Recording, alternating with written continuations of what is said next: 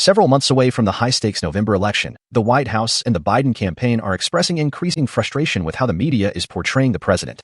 The Biden team is taking issue with the press coverage, particularly regarding concerns about the 81-year-old president's fitness for another term.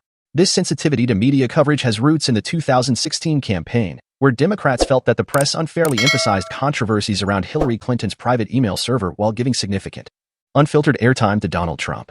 Now, some allies of President Biden observe a similar pattern where reporters focus on occasional verbal slips and questions about his age, while his likely opponent in November faces serious legal issues and makes controversial statements about international alliances, immigration, and abortion access. To counter the negative perception, the president's personal attorney wrote an op-ed criticizing coverage of a special counsel report on Biden's recall.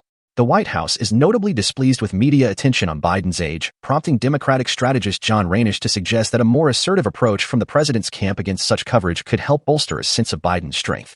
Despite concerns about Biden's approval ratings and questions about his ability to serve another term, the Biden campaign aims to push back directly against media coverage and critiques to project strength. Special counsel Robert Hur's report, released earlier this month, concluded that Biden would not face charges over handling classified documents.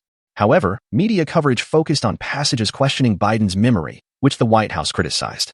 The president's spokesperson wrote to the White House Correspondents Association, expressing concern about significant errors in coverage and calling for corrections. In response, the association president labeled the letter as misdirected and criticized the use of internal channels for such communication.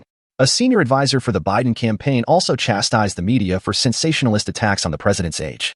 Complaints about press coverage persist beyond the special counsel's report, with the campaign criticizing the New York Times for quibbling over Biden's statements about the economy.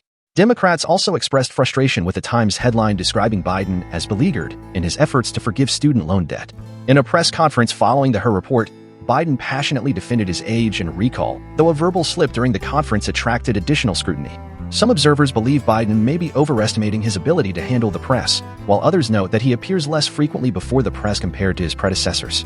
Despite efforts to maintain a more positive relationship with the press compared to Trump's confrontational approach, the Biden administration may now be reconsidering its strategy as the stakes rise with the possibility of a Trump-Biden rematch in the 2024 election.